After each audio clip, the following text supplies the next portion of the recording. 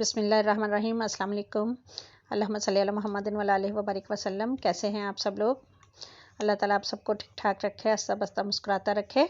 मैं हूं जाहिदा और आप देख रहे हैं मेरा YouTube channel cook with Zahida. आज हमने आपके लिए बनाया है बहुत ही मज़ेदार सा नाश्ते का आइटम, जो है आलू अंडे का खागेना, आलू अंडे का सालन, जो कि हर घर में बनता है। तो हमारे तरीके से देखिए हम कैसे बनाते हैं।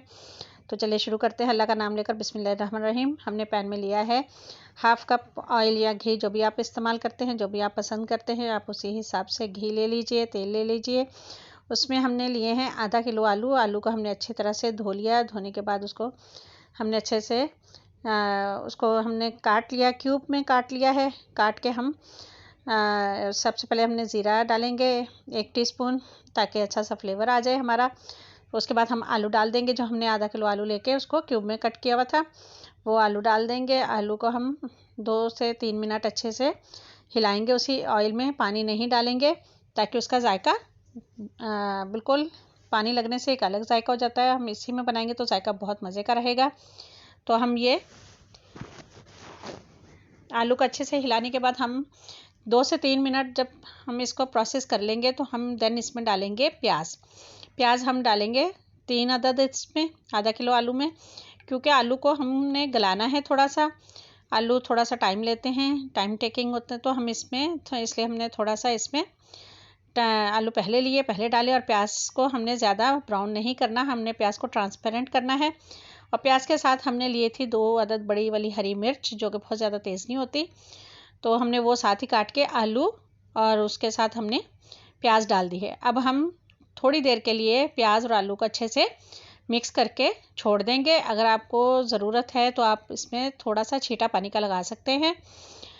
5 से 7 मिनट आलू और प्याज को स्टर फ्राई करने के साथ आप उसमें डालेंगे 1 टीस्पून या 1 टेबलस्पून भर के, क्योंकि इसमें लाल पिसी हुई मिर्च नहीं डालेंगे, तो इसमें हमने डाली है कुटी हुई मिर्च 1 टेबलस्पून भर के। उसके साथ हमने डाला है इसमें हल्दी का 1 टीस्पून, और साथ हम डालेंगे इसमें नमक आप अपने जायके के मुताबिक डालिएगा। हमने डाला है 1.5 टीस्पून, क्योंकि हाँ, हर घर में अलग अलग तरह के नमक होते हैं, कोई तेज़ कोई कम, तो आप उसी हिसाब से नमक इसमें शामिल कीजिएगा जितना आप खाते हैं।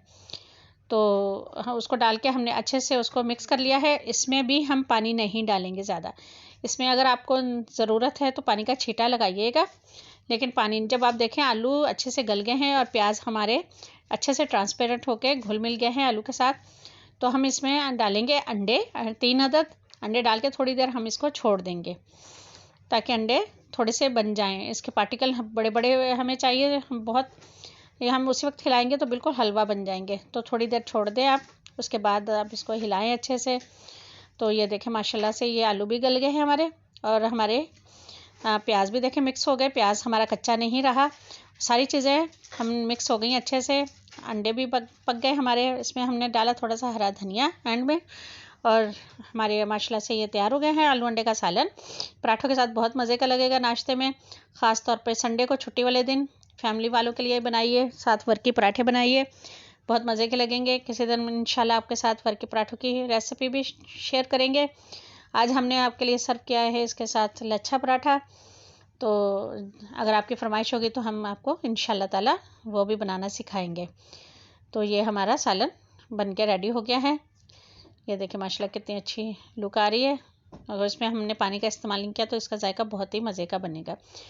तो चलिए आप अपने घर में अपने फैमिली वालों के साथ, अपने बच्चों के साथ इसको एंजॉय करें, बनाइए, और हमें अपनी दुआ में याद रखें। और अगर आप हमारे चैनल पे नए हैं तो हमारे चैनल को सब्सक्राइब करें, वीडियो को लाइक और शेयर करें, और हमें दुआ में याद रखें। ओके, अल्लाह हाफ़िज़।